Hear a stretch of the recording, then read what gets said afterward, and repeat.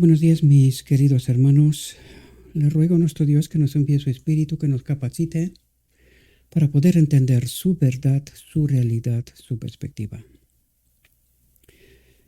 Hoy vamos a tratar un tema muy importante englobado en esta serie, ¿Quién es Jesucristo?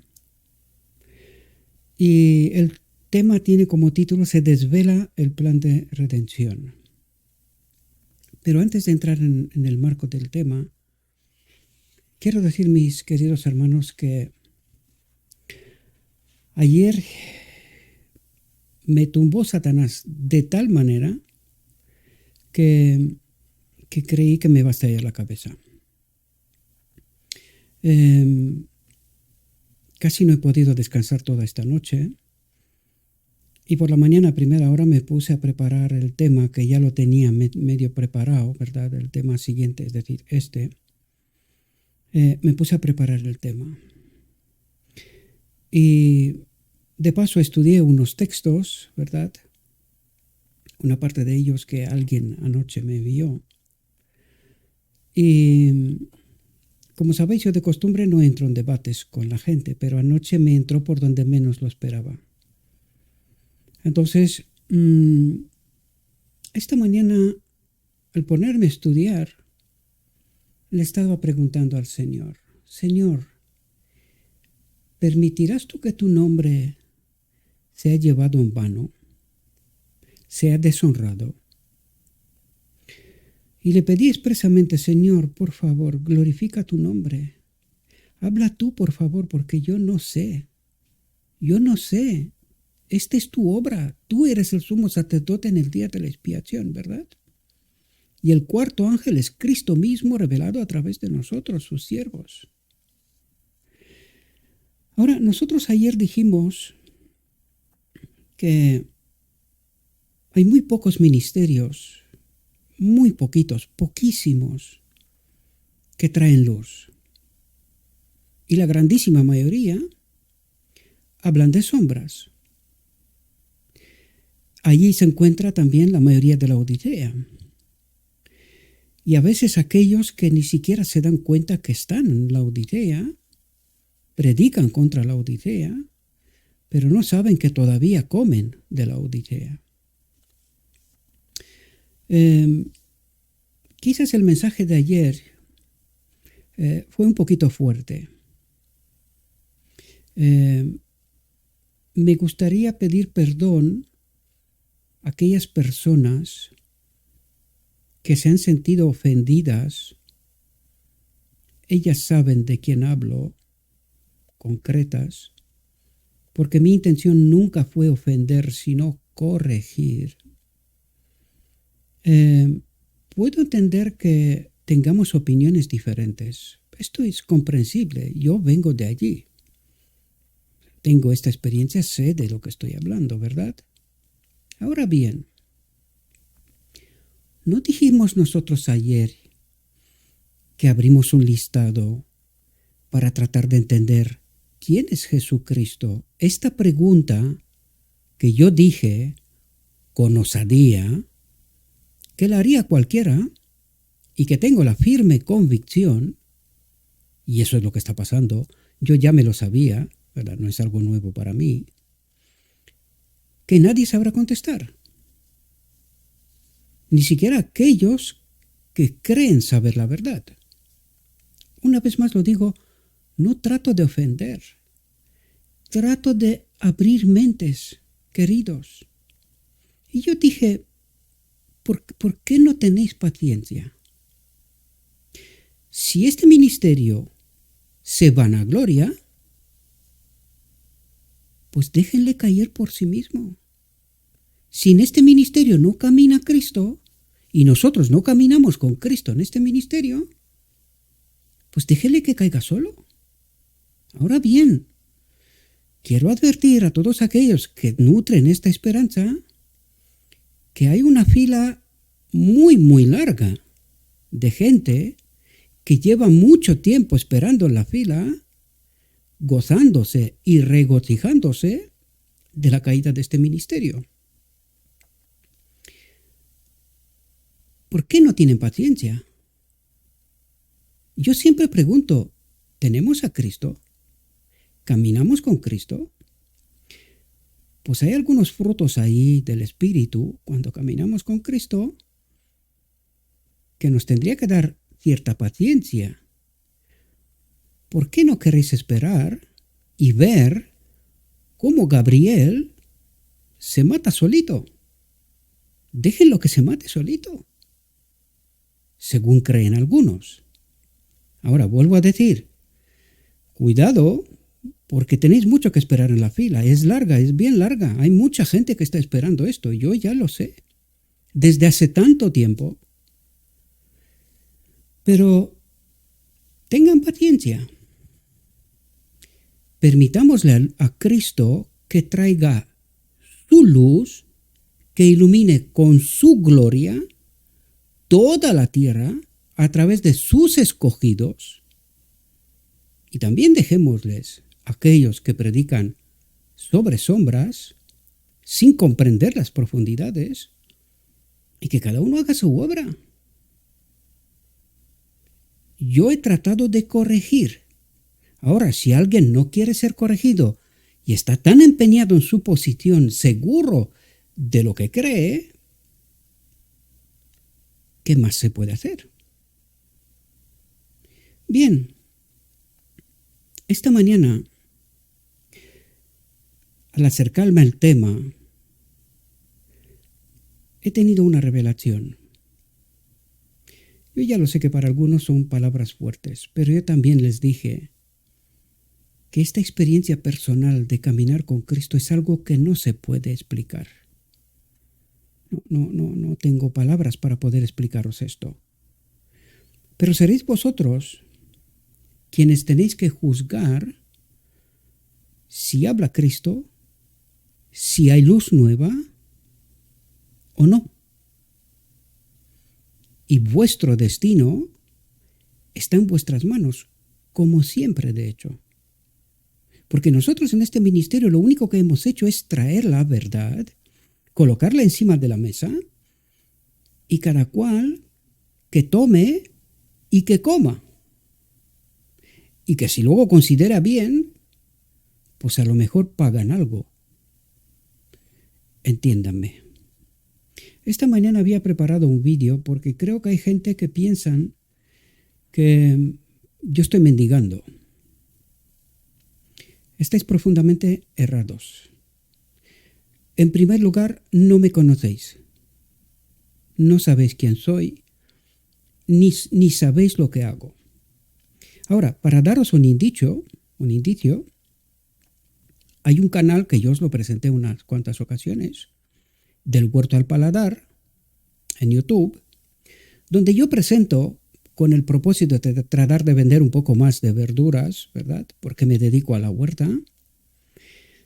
Y allí vais a ver lo que hago, o más bien lo que hago bien poco últimamente, porque estoy entregado a este ministerio buena parte de mi tiempo. Y estoy casi a mediados de marzo, o es día 7 de marzo. Justo cuando entré aquí en el garaje, en el estudio, estaba escuchando los pájaros que vienen aquí a Europa, ¿verdad?, para calentarse y buscar comida, lo que quiere decir que ya es primavera. Y mis campos están sin labrar. Mi invernadero está lleno de planteles. Un túnel para planteles, para siembra, o sea, para planteles de hortaliza, lo tengo afuera, también está casi lleno. Y aún no he labrado mi tierra, porque estoy entregado a este ministerio. Ayer mismo, cuando terminé la grabación, fue un milagro, porque no lo puedo considerar de otra manera. Terminé la grabación, la subí y cuando terminé se bloqueó el ordenador. Ya me ha pasado algunas veces que en medio de la grabación se bloquea y me pierdo una hora y algo, me pierdo un buen tiempo y tengo que volver a empezar de nuevo, ¿verdad? Así que mi mi ayuda era para poder construir aquí en este estudio el equipo, porque vale dinero, un ordenador regular, no ninguna maquinaria extraordinaria, pues se va en torno a 1.500 hoy por hoy. Y se necesita ayuda porque yo no dispongo de este dinero. Esta es la realidad y hay mucha gente de los que me veis y que sabéis exactamente quién soy y cómo vivo. Y mi vida es una vida vivida por fe exclusivamente. Os lo digo honestamente, si a mi mujer le pasa algo hoy, de aquí a 2 o como mucho 3 meses, estamos en la calle yo y mi hijo. Porque yo no tengo un trabajo con nóminas. Yo me he dedicado a la huerta desde hace mucho tiempo. Y esto no trae tanto dinero como debería o como puede parecer. Así que mi ayuda no es personal. Yo y mi casa vivimos bien. Por fe. Cuando digo bien es porque nos hemos acostumbrado a vivir con muy poco, un solo sueldo. Llevamos muchos años viviendo así. Y recuperamos un plus en el verano cuando la huerta entra en producción. Lo que necesito es ayuda para el equipo que hay aquí, no para otra cosa. También quiero aprovechar en este momento porque ayer 2 personas de bien han decidido aportar su granito de arena. Una especialmente me ayudó una pequeña parte, ¿verdad?, de lo que cuesta la dentadura, porque es lo que puede y no se exige más, no se exige nada en realidad. Y una otra persona pues también aportó su pequeño granito de arena para nuestro ministerio.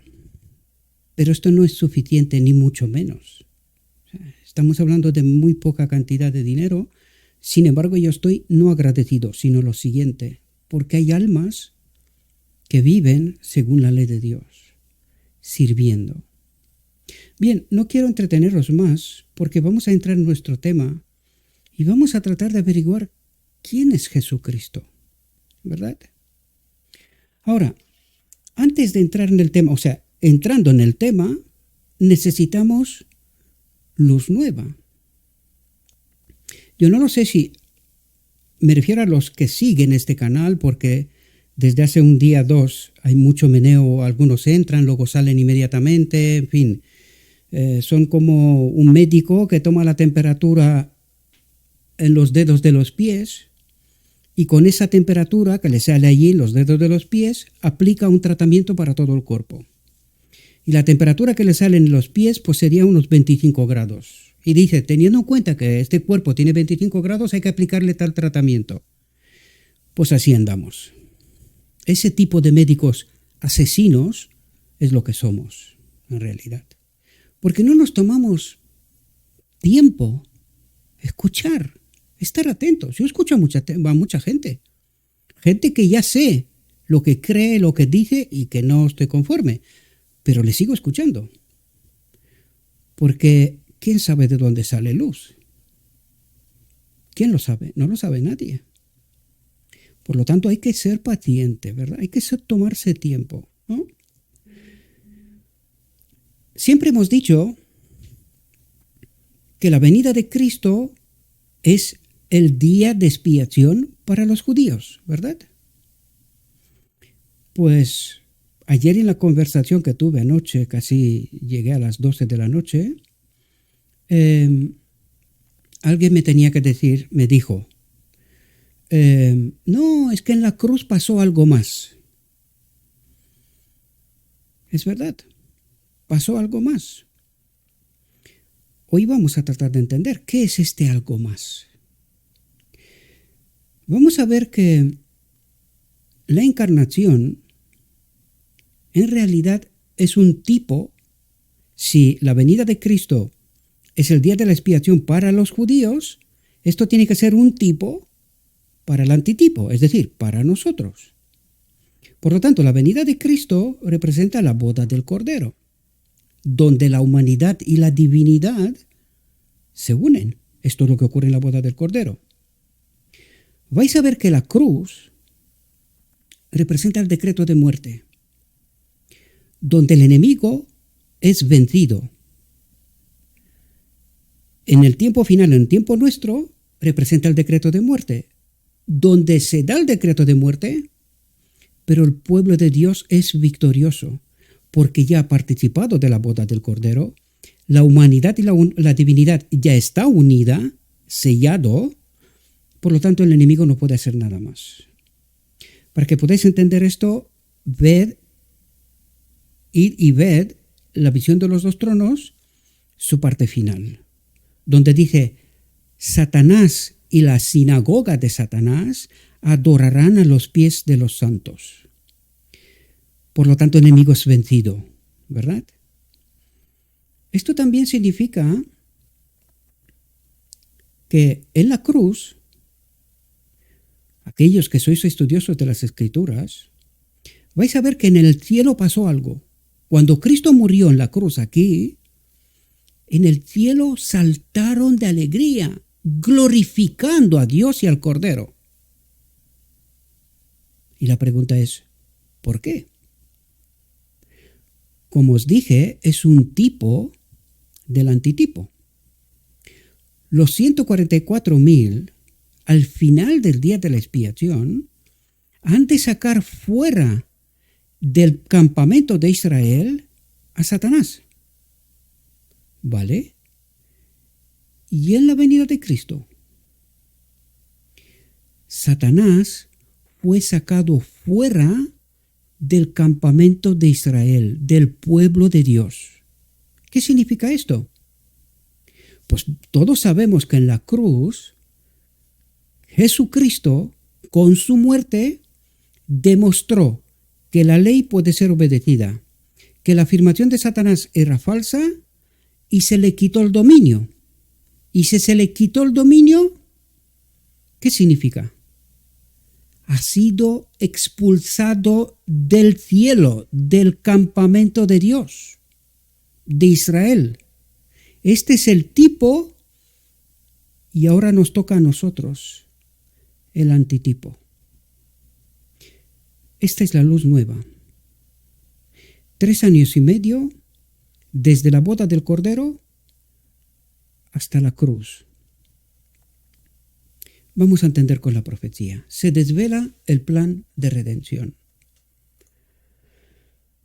Primero vamos a entender el texto que estamos estudiando porque necesitamos entender quién es Jesucristo, ¿verdad?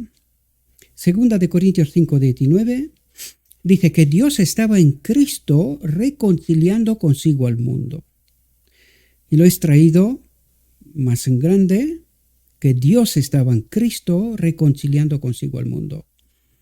Cuando terminaremos esta reflexión, os invito a que estéis muy atentos porque está muy relacionado con este texto, ¿verdad? Porque necesitamos entender quién es la plenitud de la divinidad de Cristo, quién es la divinidad de Cristo. Necesitamos entender todas esas realidades, ¿verdad? Bien, os he traído algunos textos porque necesitamos entender realidades. Acabo de contaros luz nueva, que me gustaría saber si alguien en alguna parte os la ha contado. Dudo, pero podría ser. Yo no la había escuchado a nadie.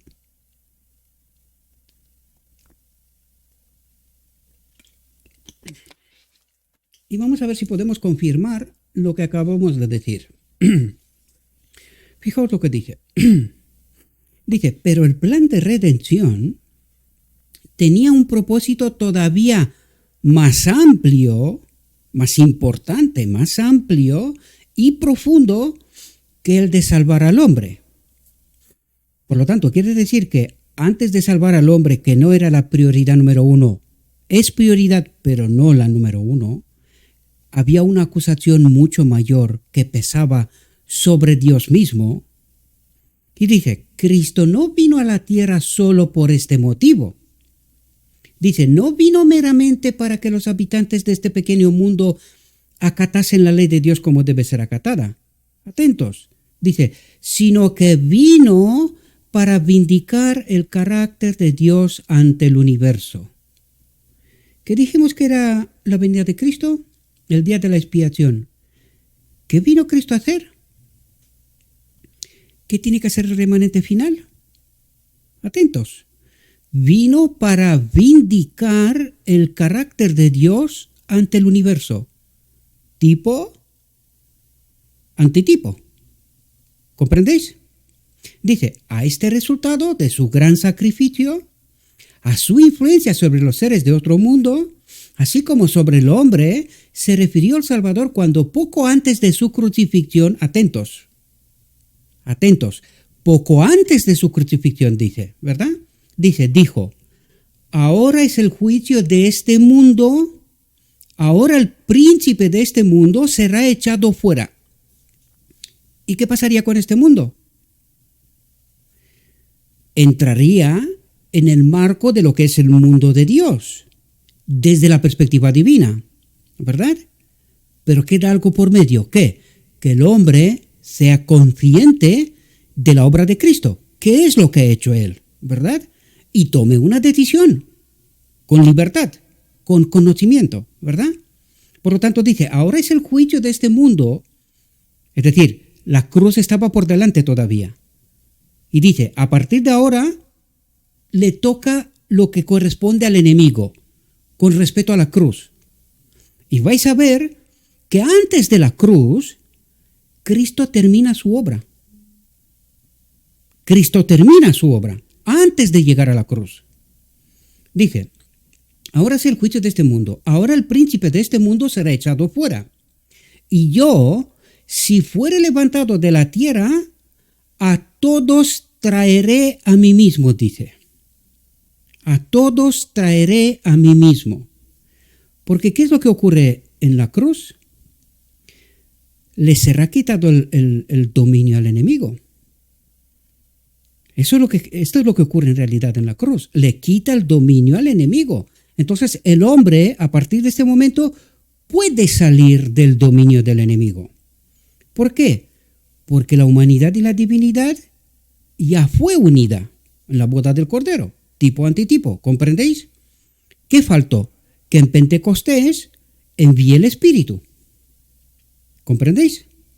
Fijaos, dice, el acto de Cristo de morir por la salvación del hombre no solo haría accesible el cielo para los hombres, sino que ante todo el universo justificaría a Dios y a su Hijo en su trato con la rebelión de Satanás. Demostraría la perpetuidad de la ley de Dios y revelaría la naturaleza y las consecuencias del pecado. Y necesitamos estar atentos. Dice, revelaría la naturaleza y las consecuencias del pecado, de estar separados de Dios, ¿verdad? Dice, desde el principio, el gran conflicto giró alrededor de la ley de Dios. ¿Cuál era el conflicto número uno? La ley de Dios. El hombre es secundario en todo esto. Dice, Satanás había procurado probar que Dios era injusto, que su ley era defectuosa y que el bien del universo requería que fuese cambiada. Al atacar la ley, procuró derivar la autoridad de su autor. ¿Y quién es la autoridad de su autor? El Padre. Quiso tumbar los fundamentos del reino de Dios. ¿Y qué ocurrió en la cruz? Fue echado fuera. Fue echado fuera. Ahora quedaba pendiente algo más. Que el hombre comprenda la obra y que escoja. Para eso Cristo envía el Espíritu, un Pentecostés, porque sin el Espíritu, toda la obra de educación, toda la obra de que el hombre pueda entender qué es lo que hizo Cristo, su obra completa, ahora hablaremos de su obra completa, y una vez que entiende su obra completa, puede tomar una decisión al respecto, ¿verdad? Dice, en el curso del conflicto había de demostrarse si los estatutos divinos eran defectuosos y sujetos a cambio o perfectos e inmutables. Entonces, una vez que antes de la crucifixión, cuando Cristo dice, ahora es el juicio de este mundo, es decir, ahora le toca a Satanás, Y mete tanta presión porque necesita hacerlo pecar. Demostrar que esta ley no es buena. ¿Y qué es lo que demuestra Cristo en la cruz? El hombre unido con la divinidad, que esto es lo que pasó en la encarnación, el hombre unido con la divinidad puede obedecer la ley. ¿Hasta dónde? Hasta la muerte si hace falta. Y es justamente lo que Satanás hizo. Lo empujó hasta la muerte. Y Cristo decidió, antes de pecar, moriré. ¿Qué es lo que tiene que decir el pueblo final? ¿Recordáis que una vez que el pueblo está sellado, ha participado de la boda del Cordero, si alguien pecare, morirá? ¿Entendéis lo que ha hecho Cristo en la cruz? Ha preferido, ha elegido morir que pecar contra Dios. Y esto es lo que pasa con el remanente final. Lo que pasa es que el remanente final, al estar sellado, el enemigo ya no podrá hacer nada contra él. Otra vez os remito a la visión de los dos tronos, ¿verdad? Por lo tanto, espero que podáis entender, con lo escrito está, lo que trato de explicaros. Como os he dicho, luz nueva. De lo escrito está, ¿verdad? Fijaos, algo que mucha gente se niega a creer. Y os remito al final de esta reflexión, que estéis muy atentos, porque dirá algo tremendamente sorprendente y que incumbe exclusivamente al remanente final. Fijaos lo que dice. Cuando Cristo vino a nuestro mundo en forma humana, y mucha gente no cree esto. Ayer escuché una afirmación que me quedé en blanco. Dice que la cruz que cayó la Gólgota era sangre divina. Me da la risa tonta esa, hasta idiota podría decir. Digo, el siguiente paso, ¿sabes lo que es? La Inmaculada Concepción. ¿Cómo alguien que supuestamente cree la verdad, cree saber y tener la verdad, no se da cuenta de la perversión del concepto? Pero Dios es carne, no es espíritu. Entonces, ¿cómo que la cruz cae sangre divina? Entonces, esto quiere decir que Cristo, María, nació un Dios. ¿No? María nació un Dios. De su genética, por algo, pues nació un Dios. Entonces, sí, en este caso, pues la sangre de la Gólgota fue de un Dios. Pero entonces la pregunta es, lo curioso es que Satanás, la cruz, no reclama nada. Porque él venció al primer Adán. Y vamos a ver al transcurso de esta serie que él estaba esperando al segundo Adán, al hombre Jesucristo. Y él tenía las esperanzas que en este hombre Jesucristo lo vencerá. Curioso que en la cruz no dice nada. Dice, no, perdona. Aquí hay un Dios. Claro, un Dios puede obedecer, pero un hombre no. Y yo creo que necesitamos darnos cuenta de las, como digo yo, ayer alguien me reclamaba, ¿no? ¿Verdad? Que siempre hago caso a los matices. Pues esto nos matan, porque no estamos atentos a esto.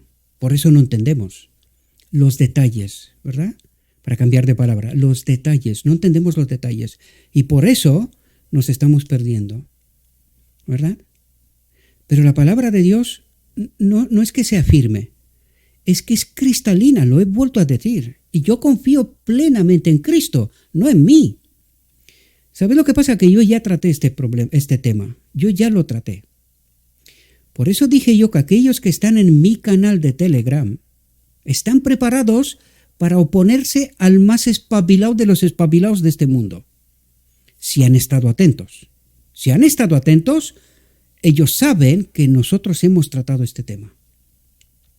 Y saben que hay una cadena perfecta, sin ninguna grieta.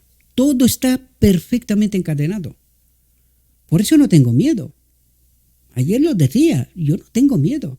Tú preséntame los textos que tú consideres oportuno y yo te los explicaré uno por uno, aunque los desconozco por ahora. Pero ¿sabéis cómo caminan los 144.000? Confían por fe plenamente en el Cordero. Y yo sé que el Cordero no podía poner aquí algo que no me sea revelado. Y como decía ayer, sin ánimo de ofender a nadie, llevo más de 20 años tratando de entender a Cristo. Toda esta obra, mucho tiempo, y durante mucho tiempo he estado como un pez sobreseco, sin agua, porque en mi mente todavía había vino de Babilonia y no conseguía encajar las cosas. Pero el día que dejé la mente libre, me fui al texto y creí lo que el texto me dice, las piezas de puzzle empezaron a encajar. Y hasta el día de hoy, precisamente con la revelación que acabo de explicaros al principio, el final del día de la expiación de los judíos, tipos y antitipos, ¿verdad? Encarnación, cruz y el significado que tiene, ¿verdad? Todo esto para la generación final. Cuando empecé a poner estas piezas de puzzle, todo empezó a encajar. Yo veo a mucha gente que está deambulando literalmente porque no saben qué creer. Por eso fui tan duro ayer en el mensaje cuando dije, ¿cómo podemos decir que Cristo murió de la segunda muerte en la cruz? Supongamos que fuera así. ¿Quién es Jesucristo de la cruz? Y lo vais a ver, mis amados. Un hombre. Él es un hombre en el cual habita el Padre, la plenitud de la divinidad. El Padre es la plenitud de la divinidad. Pero yo dije en muchas ocasiones, amados, si caminamos sin Cristo en las sombras, no vamos a entender. Pero si le pedimos a Cristo que haga su obra, porque esta es la obra del cuarto ángel, iluminar la tierra, es la obra del sumo sacerdote, es su trabajo purificar su pueblo justamente hoy. Por eso hoy descubrimos tantas y tantas cosas. Luz nueva estaba allí, pero no la vimos. Hoy la veremos. Y aún queda algo sorprendente que la visión de los dos tronos nos dice. Cuando el pueblo de Dios aquí estará sellado, ha participado de la boda del Cordero, se le dará el día y la hora de la venida de Cristo visible en las nubes de los cielos. El día y la hora. Y esto todavía toca descubrir. Hoy hemos descubierto algo, porque sabemos que desde la boda del Cordero, la encarnación de Cristo, hasta la crucifixión, 3 años y medio. La crucifixión es el tipo del decreto de muerte. Cuando Satanás se quedará sin poder sobre el pueblo de Dios, es decir, ha sido echado fuera del campamento de Israel. Espero que podáis comprender los tipos y los símbolos, ¿verdad? O antitipo. De esto se trata. Yo me quedé sorprendido, sí. Y ya podemos decir que tenemos un tiempo de 3 años y medio desde la boda del Cordero hasta el decreto de muerte, ¿verdad? Bien, aquí nos dice, cuando Cristo vino a nuestro mundo en forma humana, un hombre, todos estaban interesados en seguirle mientras recorría, atentos, mientras recorría paso a paso su sendero salpicado de sangre. ¿Un sendero salpicado de sangre? ¿O solo la cruz?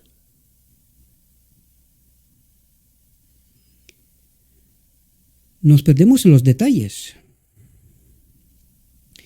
Ayer me decía que solamente yo hago caso a los detalles. Pues por eso nos perdemos la verdad.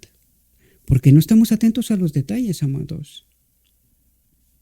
Su sendero salpicado de sangre, ¿desde dónde? Dije, desde el pesebre. Un momento. ¿Cómo que sendero salpicado de sangre desde el pesebre? ¿Qué sacrificio tuvo lugar en el pesebre? ¿Lo entendemos? Sendero salpicado de sangre desde el pesebre. Es decir, nada más venir a este mundo tuvo lugar un sacrificio. Por eso el cordero ya está ensangrentado. Desde el pesebre. Es decir, desde la misma encarnación. Allí tuvo lugar un sacrificio. Y dice, hasta el Calvario. Allí otro sacrificio. Ahora toca ver qué pasó en el pesebre. ¿Qué sacrificio fue aquel?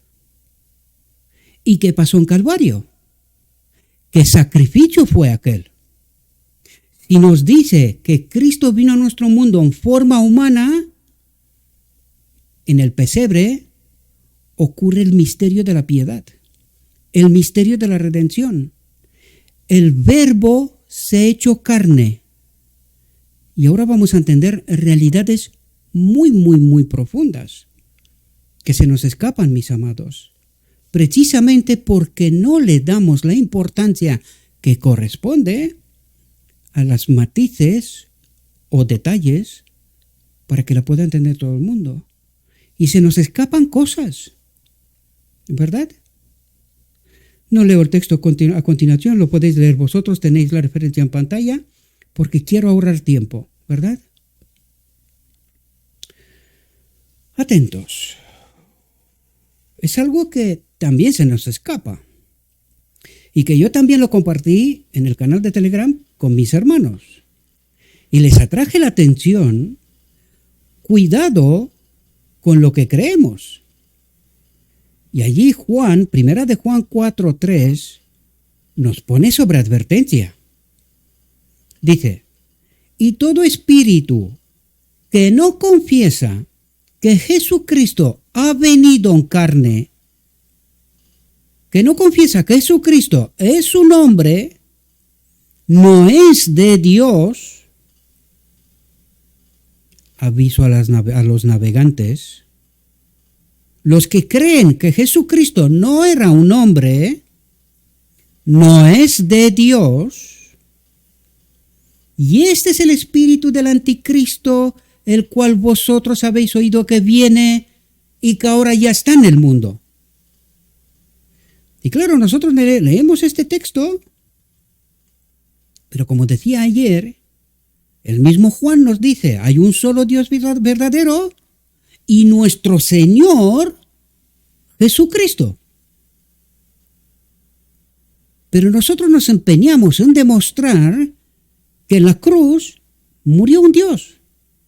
Y no nos damos cuenta que estamos diciendo unas barbaridades que son difícilmente tragables. Primero, muere Dios. Eso para que nos quede claro, muere Dios. Y segundo, ¿qué sentido tiene si Jesucristo, siendo hombre, muere en la cruz de la segunda muerte? ¿Para qué sirve? Supongamos que fuera así. ¿Para qué sirve? Porque en realidad lo único que necesitaba en la cruz era que el segundo Adán obedezca la ley hasta la muerte y así le demuestre la falacia de su afirmación del enemigo, que el hombre no puede obedecer la ley. Y Dios dijo, el hombre unido a la divinidad.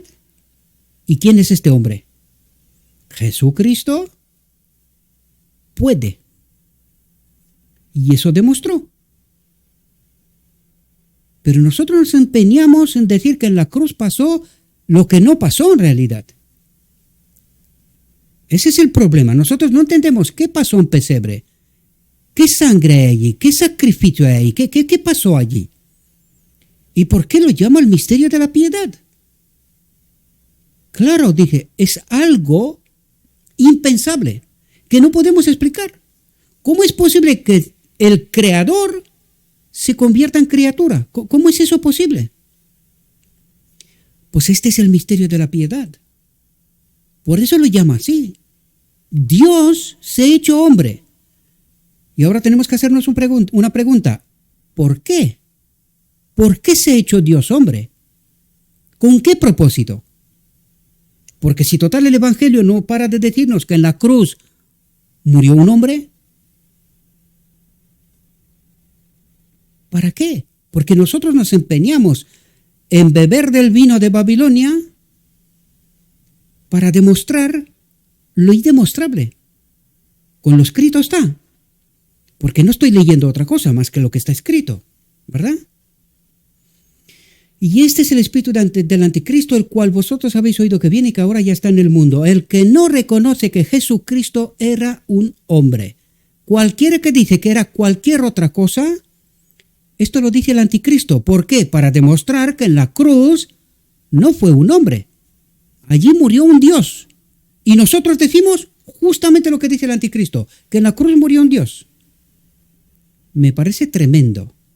Honestamente, me parece tremendo.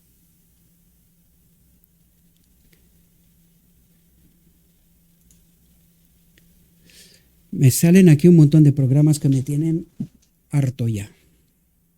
Bien, damos un paso adelante, ¿verdad? Y aquí es donde entramos en verdad en nuestra reflexión.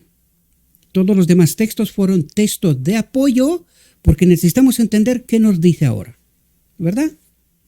Y fijaos lo que dice, se desvela el plan de redención. Fijaos lo que dice. Dice, la caída del hombre llenó de dolor todo el cielo. No parecía haber escapatoria para los que habían transgredido la ley, es decir, para aquellos que se han separado de Dios. La pregunta era, ¿quién les va a unir de nuevo con Dios? Porque Dios es un fuego consumidor, ¿verdad? Y una vez que tú te separas de Él, ¿quién te va a volver a unir? Esa es también la metáfora que nos trata de decir que nosotros cuando rechazamos a Cristo, entramos en oscuridad. Una y otra vez vemos, le pasa a la Odisea y le pasa en el primer siglo también, entran en oscuridad. ¿Y quién te saca de ahí? Necesitas un mediador, pero tú acabas de rechazar al único mediador, a Cristo. Si tú rechazas a Cristo, ¿hay otro mediador? No hay. Y por eso el que rechaza a Cristo entra en oscuridad y entra en la perdición. Demostración, la Odisea. Dios tiene que levantar un otro remanente para poder intentar hacer lo que quiere hacer con una generación en vida. Glorificar a Dios tal como lo ha hecho su hermano mayor, Jesucristo, ¿verdad? Dice, no parecía haber escapatoria para los que habían transgredido la ley. Los ángeles cesaron sus cantos de alabanza. Dice, el Hijo de Dios se compadeció de la raza caída cuando los males del mundo perdido se alzaron ante él. El amor divino había concebido un plan para redimir al hombre. Y dice, la quebrantada ley de Dios exigía la vida del pecador. Y ahora fijaos, solo uno igual a Dios podía expiar su transgresión. Pregunto, ¿en la cruz murió un Dios?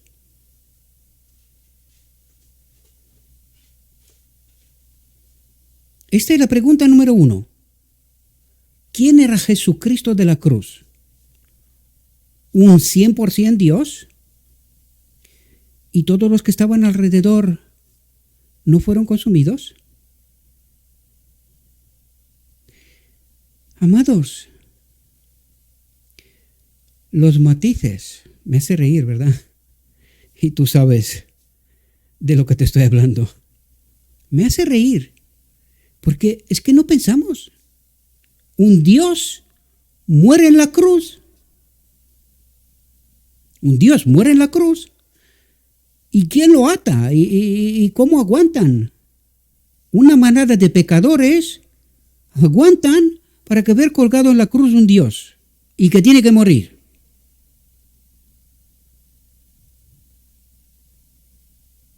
Es absurdo, mis amados.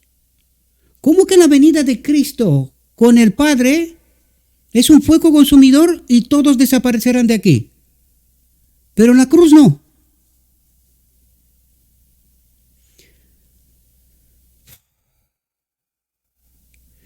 Son cosas que yo no lo sé por qué, que es que tenemos un velo como cuando con Moisés, ¿verdad? Israel, o sea, le tuvo que poner un velo, porque en la presencia de la gloria de Moisés, del rostro de Moisés, el pueblo no podía aguantar, pero nosotros colgamos a un Dios en la cruz y lo matamos.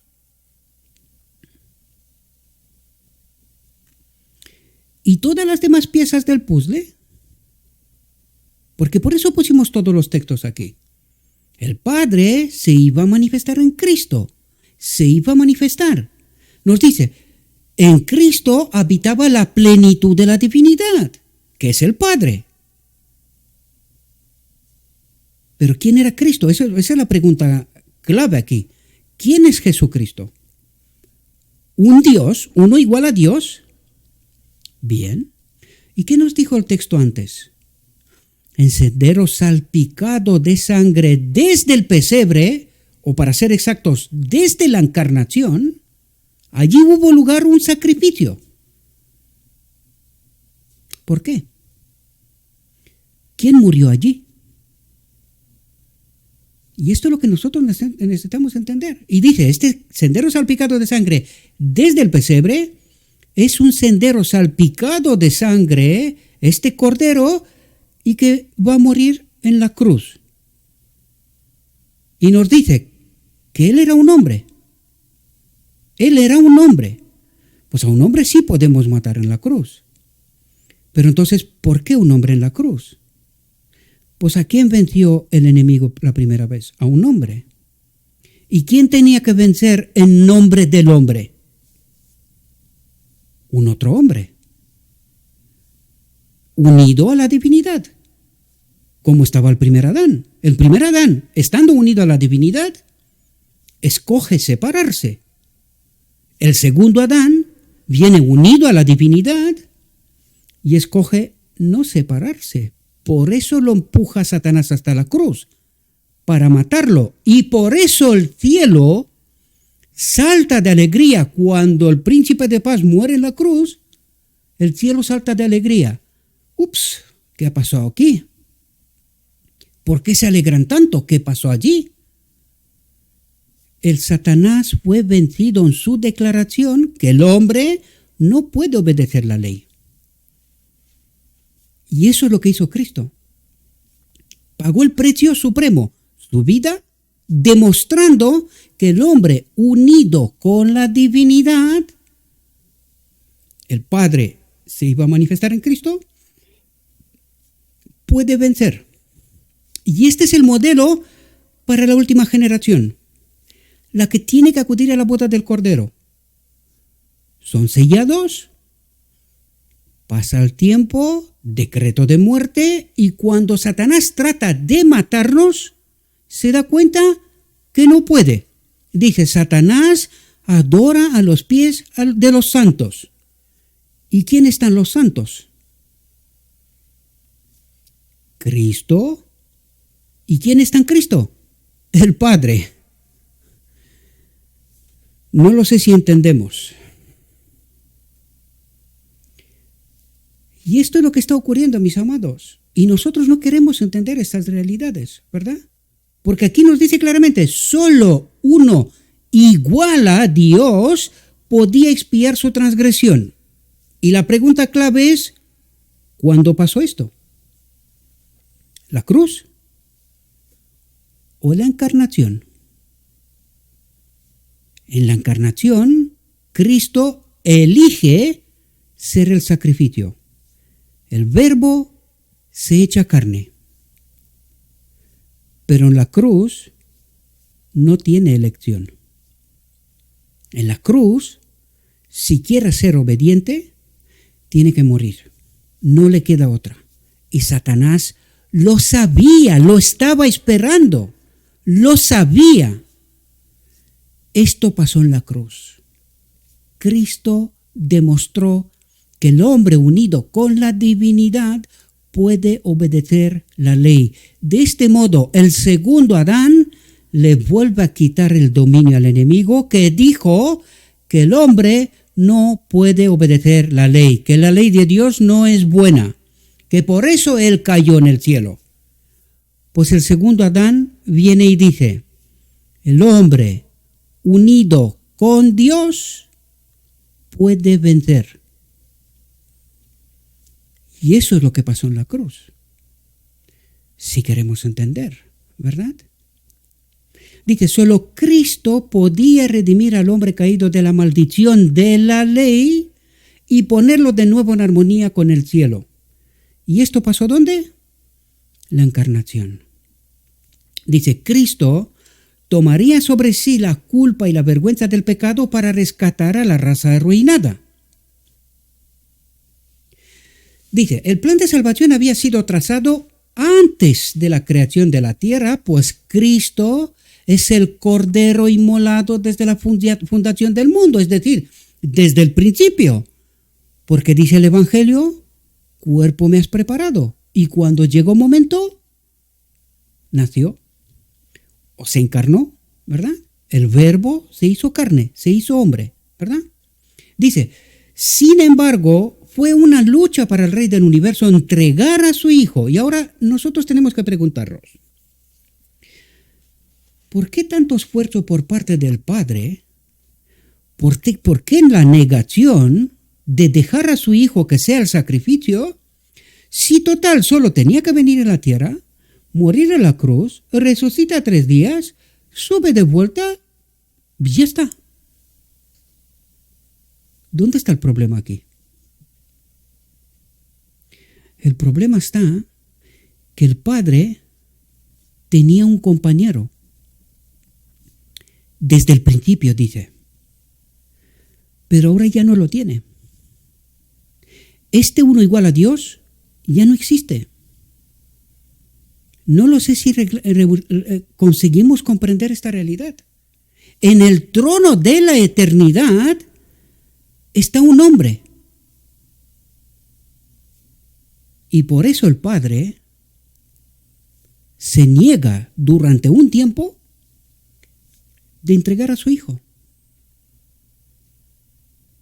Porque de otro modo, claro, como dicen las luminarias por ahí, esto es solo un teatro, roles, es un espectáculo.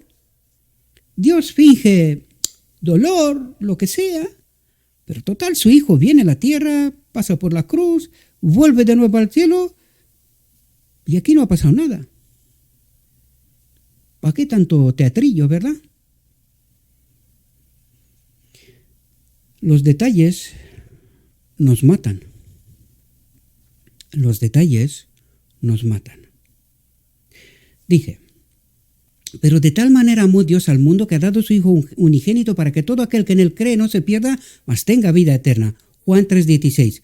¿Y dónde se aplica especialmente esto? Más que la cruz, la encarnación. Porque en la cruz muere un hombre y resucita un hombre. Pero en la encarnación muere un Dios y nace un hombre. Y Juan 3:16 se aplica mucho más la encarnación que la cruz. Dice, Dios debía manifestarse en Cristo reconciliando consigo al mundo. ¿Y cuándo pasó esto? ¿Qué ocurre en la boda del Cordero? Cristo reconcilia al mundo con el Padre. ¿Qué pasó en la encarnación? Dios debía manifestarse en Cristo. ¿Quién es Cristo? Lo humano. El hombre. La boda del Cordero. Tipo. ¿Lo entendemos? Dice, el hombre se había degradado tanto por el pecado que le era imposible entrar en armonía con aquel cuya naturaleza es pureza y bondad. Le era imposible. Y ahí vemos una acción por parte de ¿quién? De Dios. ¿Y en la boda del Cordero? Es una acción por parte del hombre. El hombre tiene que elegir acudir a la boda del Cordero y prepararse para esto. Pero primero vino Dios, se acercó al hombre, porque el hombre se había degradado tanto por el pecado que le era imposible entrar en armonía con aquel cuya naturaleza es pureza y bondad. Sin embargo, al final es al revés. Al final el hombre tiene que elegir, y esto es lo único que quedó pendiente de la cruz. Y para eso nos fue enviado el Consolador en Pentecostés, la ayuda que tanto necesitamos. Sin esta ayuda no hay final. Nosotros, sin la ayuda no hay final. Por eso al final nosotros tenemos que elegir, nosotros tenemos que prepararnos con la ayuda para poder acudir a la boda del Cordero. Pero en la encarnación fue Dios que tanto amó al mundo que se acercó al hombre, ofreciendo a su Hijo, el mediador, sin el cual esa boda del Cordero, esa reencarnación, esa reunión con la humanidad hubiese sido imposible. Dice, pero Cristo podía impartir el poder divino para unirse con el esfuerzo. Cristo podía impartir. ¿Pero por qué podía impartir? ¿Y por qué debería de impartir? Porque eso tenía que haber hecho el primer Adán. Esta tenía que haber sido nuestra herencia. En cambio, ¿cuál fue nuestra herencia? Separados de Dios. Y cuando vino el segundo Adán, imparte poder divino ¿a quién? A todos aquellos que confían en Él, lo escogen, caminan con Él. Espero que podáis entender, mis amados. Por eso os digo yo, en este ministerio, ¿hay luz o caminamos en sombras con la multitud? Por eso os invito, llénense de Cristo, mis amados. No es solo un texto, como me contabas ayer. Esta es la segunda reflexión y te aseguro que tengo más de 10 preparadas. Ahora mismo. Más de 10. Y hay mucho más, por supuesto. Muchísimo más. Pero no nos vamos a alargar aquí hasta que viene Cristo, ¿verdad? Dice, pero Cristo podía impartir el poder divino para unirse con el esfuerzo humano. Así, que lo confirma lo que decía antes, ¿verdad? Mediante el arrepentimiento hacia Dios y la fe en Cristo, los hijos caídos de Adán podían volver a ser hijos de Dios. ¿Cuándo? Si se prepara a la boda del Cordero. ¿Comprendemos? Este es el evento más importante, por eso lo dice la sierva y por eso lo repito yo una y otra vez. El momento más importante es la boda del Cordero. Para aquel momento tenemos que prepararnos. Dije, los ángeles no pudieron regocijarse cuando Cristo abrió ante ellos el plan de redención. Con dolor y asombro escucharon cómo Él debía entrar en contacto con la degradación de la tierra, soportar el dolor, la vergüenza y la muerte. Dice, se humillaría como hombre. ¿Por qué se humillaría? Porque el Verbo se ha hecho carne. Se humilla, es decir, pasa de ser creador en criatura. Y sí, lo he dicho bien, criatura. Lo vamos a ver con lo escrito está. No hablamos por hablar, ¿verdad? Dice, se humillaría como hombre y se familiarizaría con los dolores y las tentaciones que el hombre tendría que soportar a fin de poder socorrer a los que fueran tentados. Dice, atentos, cuando terminaría su misión como maestro, ¿cuándo? Fijaos, dice, sería sometido a todos los insultos y torturas que Satanás pudiera inspirarle. Antes de la cruz. Un momento. Antes de la cruz, ¿Cristo termina su misión como maestro? ¿Y qué misión era esa? Unió la humanidad con la divinidad. En el desierto de la tentación, aguantó todas las tentaciones, salió vencedor. Dice que el enemigo salió perdedor. Si leemos con atención lo escrito está. ¿verdad? Y una vez que ha hecho todo esto, ¿qué quedaba? Había hecho la demostración al hombre que unido con la divinidad puede vencer. Y venció. Y entonces dice, cuando terminara su misión como maestro antes de la crucifixión, sería sometido a todos los insultos y torturas que Satanás pudiera inspirarle, debía morir la más cruel de las muertes como pecador culpable, debía soportar la angustia del alma y el ocultamiento del rostro de su padre, mientras los pecados de todo el mundo pesaban sobre él. Ahora, ¿qué dijimos nosotros que es pecado? Separación de Dios. ¿Qué trata de decirnos? Toda la herencia de Adán, separados de Dios, pesaba sobre Cristo. Esta es su responsabilidad como sumo sacerdote, unir con Dios a toda esta gente. Más profundidad, ¿verdad? Mejor concepto, más entendimiento.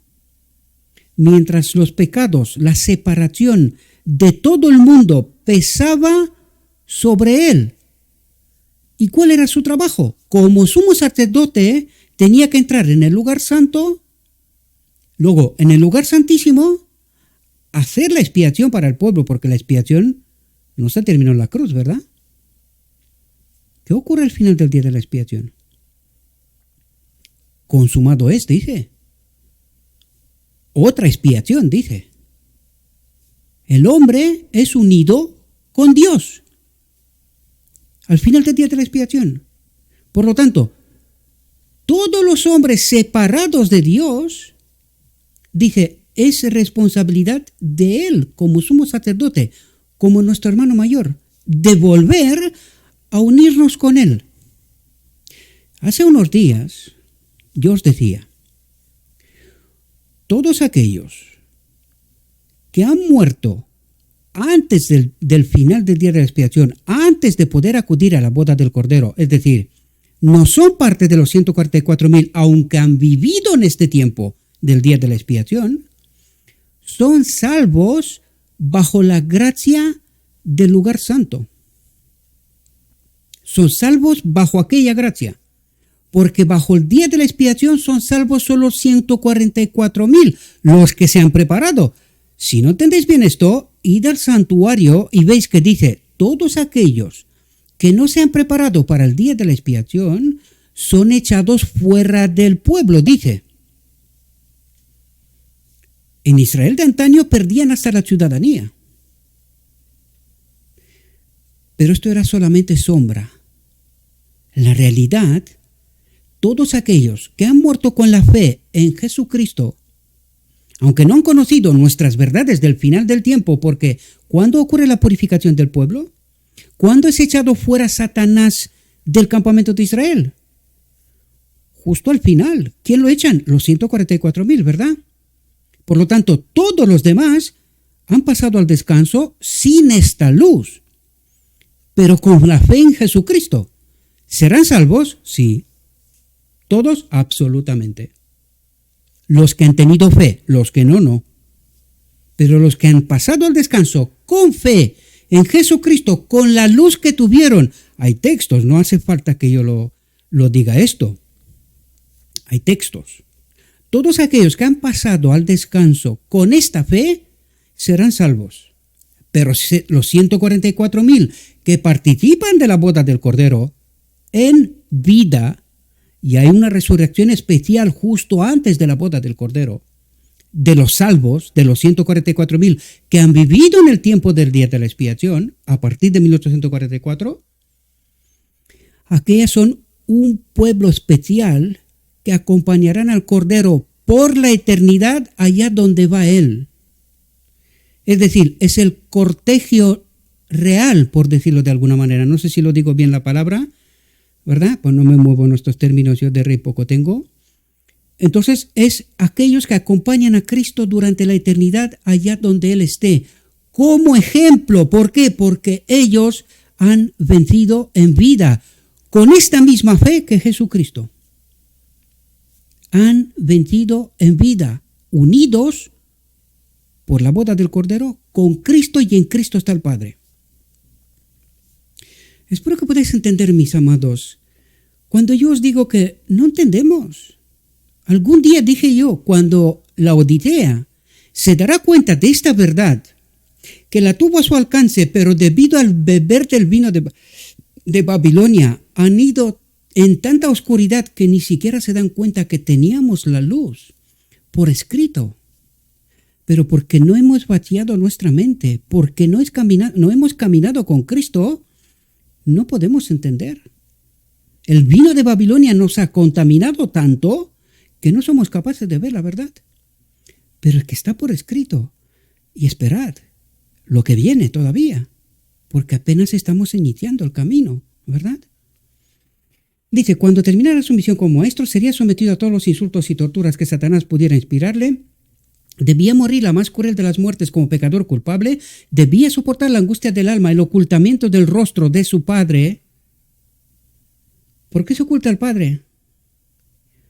Porque no puede ver a Jesucristo cómo lo machacan, lo maltratan. No puede ver cómo lo matan. Por eso no puede ver.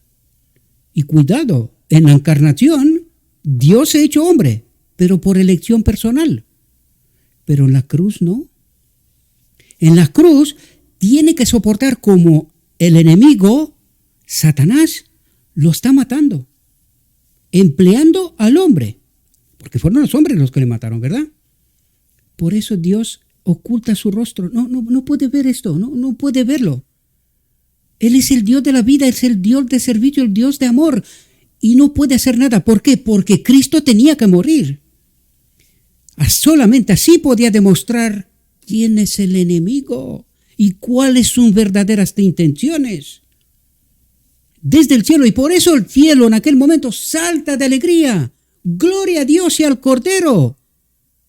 Porque el enemigo fue echado fuera del reino de Dios, del campamento de Dios, eternamente. Por eso saltan de alegría. Ellos sí entienden lo que pasó. ¿Quiénes no entienden? Nosotros. Porque el vino de Babilonia, la verdad entremezclada, nos ha contaminado tanto que no somos capaces de ver la verdad en su profundidad, en sus detalles, ¿verdad? Debía soportar la angustia del alma y el ocultamiento del rostro de su Padre, mientras los pecados de todo el mundo pesaban sobre él, mientras la separación de todos los seres humanos pesaban sobre él, la responsabilidad. De eso estamos hablando, mis amados. Si entendemos que los pecados, el pecado, la transgresión de Adán fue expiada la encarnación, ¿de qué está hablando aquí? De las consecuencias que los hombres tienen que elegir y están separados de Dios. Ahora les tocan a ellos elegir. Por eso les envía la ayuda, para que con la ayuda puedan entender lo que ha pasado. Y no puede ser, mis amados, que hoy, en la última generación, todavía estemos con el velo, todavía estamos con las sombras y no entendemos la profundidad de la luz. La luz viene a nosotros. ¿Y qué hacéis? Os vi ayer un meneo de suscripciones y luego se quitan y tal. Y viene y dice, oye, Gabriel, ¿qué has dicho? ¿Cómo que Cristo no muere de la segunda muerte en la cruz? Digo, no ha muerto nadie de la segunda muerte aún. Siquiera podíamos decir, uno igual a Dios. Pero Dios no muere. Y esto necesitamos entenderlo. Dios no muere. Y recuerden, al final del milenio, todos los no salvos estarán resucitados. ¿Y sabéis por qué? Porque se verán los juicios de Dios. Serán resucitados y ¿qué harían? Tratarían junto con Satanás de conquistar el Jerusalén celestial contra Dios otra vez. Es la confirmación de que la elección de Dios fue correcta. Fueron ellos los que no confiaron en el Cordero de Dios, los que no se sometieron a esta ayuda enviada de Dios. y no quisieron ser parte del reino de Dios. Por eso serán resucitados y de la segunda muerte no vuelve nadie, lo vuelvo a recargar. Por lo tanto, nadie ha muerto aún de la segunda muerte. Pero entonces, sí, el enemigo y todos los que le han seguido serán borrados, desaparecerán. La presencia de Dios será como un fuego consumidor, desaparecerán. Ahí sí sería destrucción total. Ejemplo, Sodoma y Gomorra. Me lo dio ayer y ahora sí que explico qué significaba. Aquel símbolo era destrucción final. Allí serán borrados para siempre y de esa muerte nunca nadie volverá.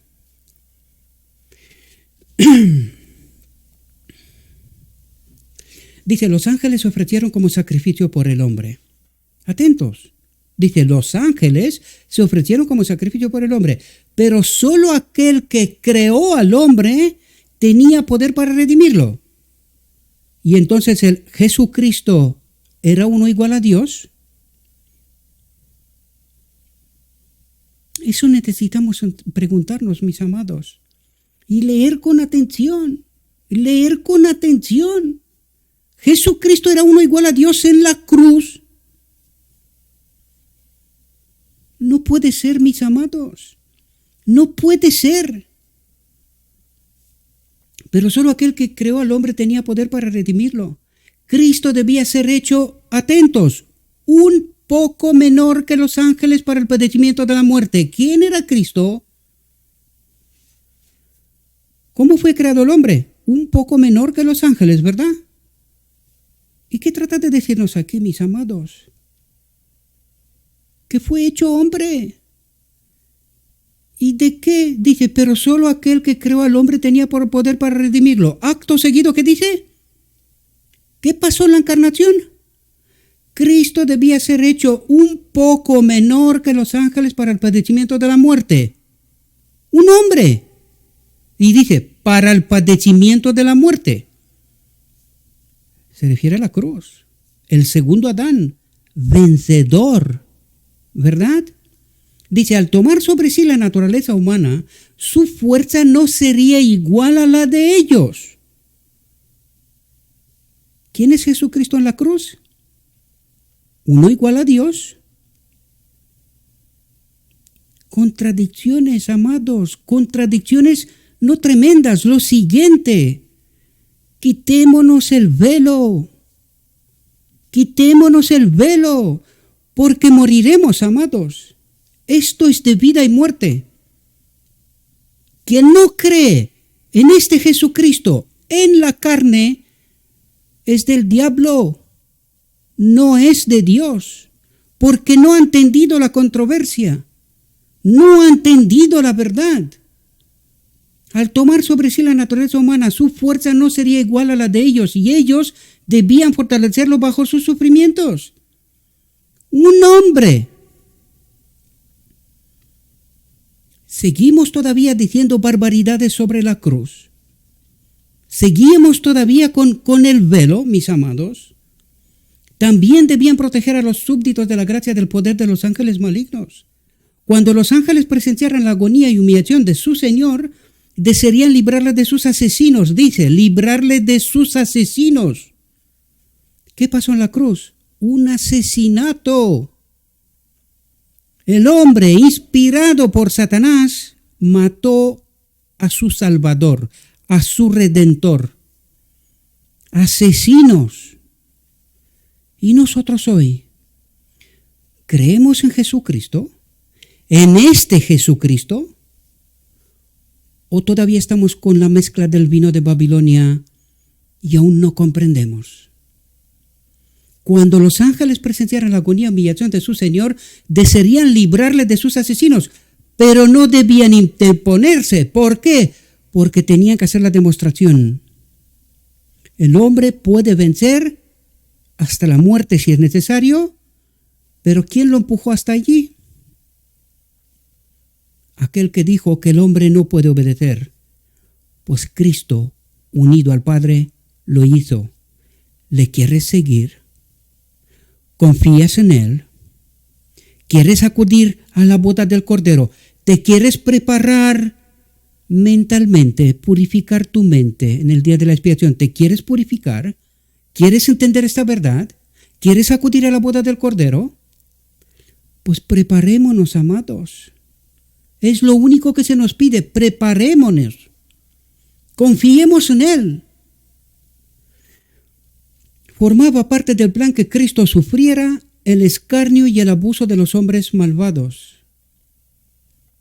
Dice, Cristo aseguró a los ángeles que con su muerte rescataría a muchos. ¿A muchos o a todos? ¿Por qué a muchos? ¿Por qué no a todos?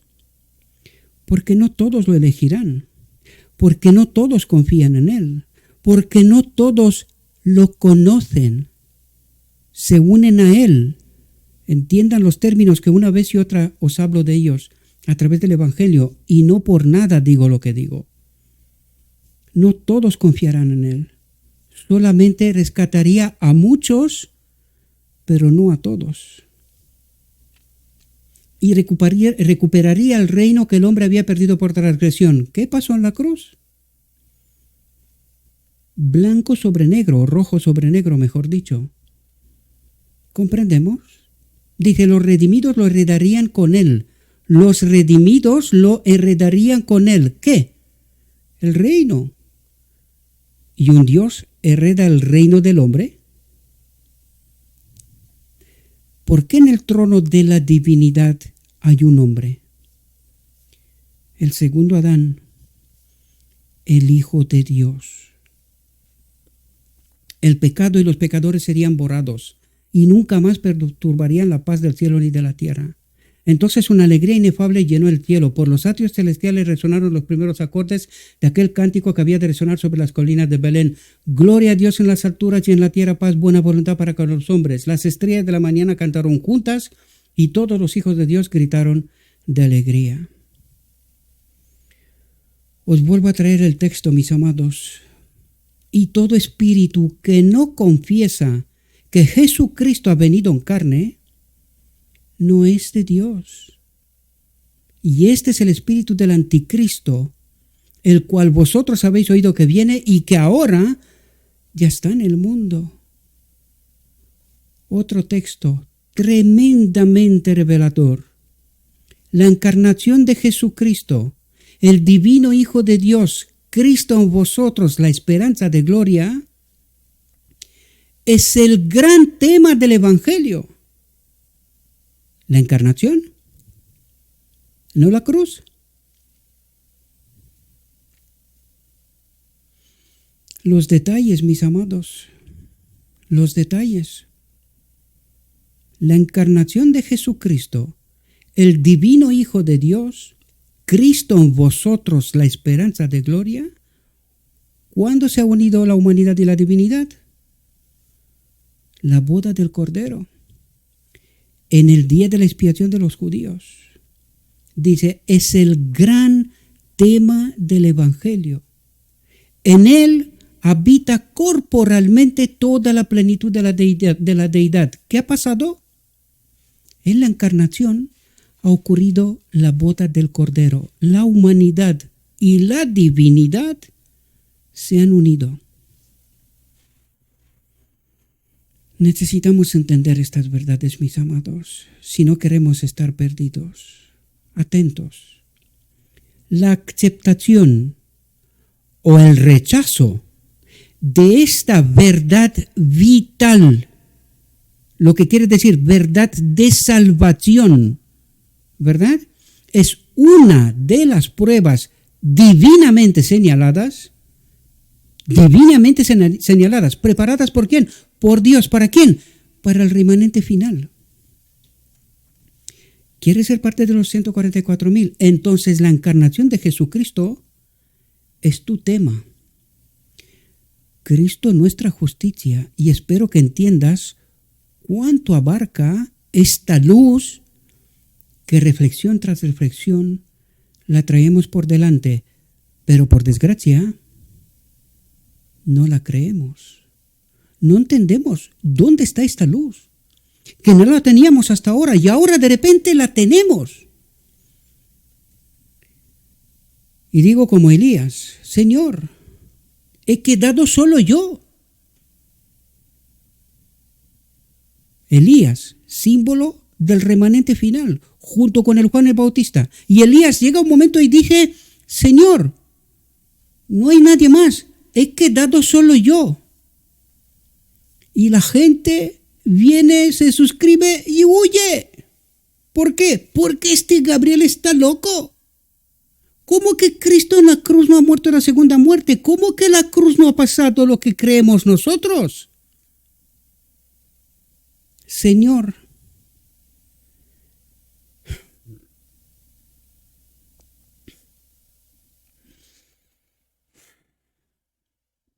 he quedado solo yo. Y Dios contestó, hay más, hay muchos más. Y a vosotros os quiero, remanente de final de Dios.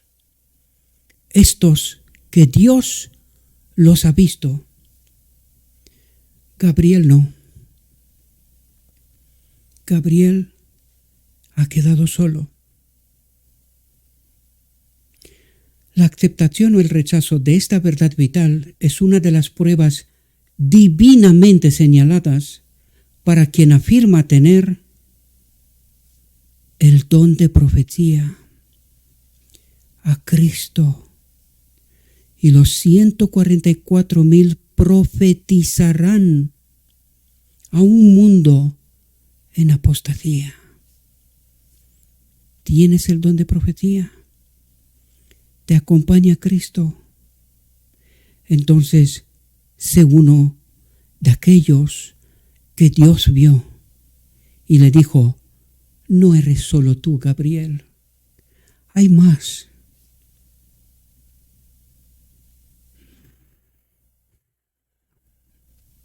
Hay más. Y a vosotros os espero, voces del Dios Altísimo, para salvar un mundo que perece. Dijo mi guía, todavía hay mucha luz. Y esta luz quiero ver yo, mis amados. Esta luz necesitamos nosotros. Esta luz es la que salva. Todavía hay mucha luz que debe brillar de la ley de Dios y del Evangelio de la justicia. Este mensaje, entendido en su verdadero carácter, y tenemos que hacernos una pregunta, ¿pero por qué no lo entendimos hasta ahora? ¿Qué luz es esta? ¿Qué luz es esta? Y es tan importante que salva. Este mensaje, entendido su verdadero carácter y proclamado en el Espíritu, crecerá hasta alcanzar una importancia tan grande como apenas soñáis, e iluminará la tierra con su gloria. Aquí termina nuestra reflexión, mis amados. Le ruego a nuestro Dios que nos envíe su Espíritu, que nos capacite, que entendamos su verdad y que podamos tomar nuestras decisiones, amados. No queda tiempo. No queda tiempo. Prepárense para la boda del Cordero. Os deseo, mis amados, que tengáis un próspero día y en todo lo que os he dicho en nombre de Cristo Jesús. Amén.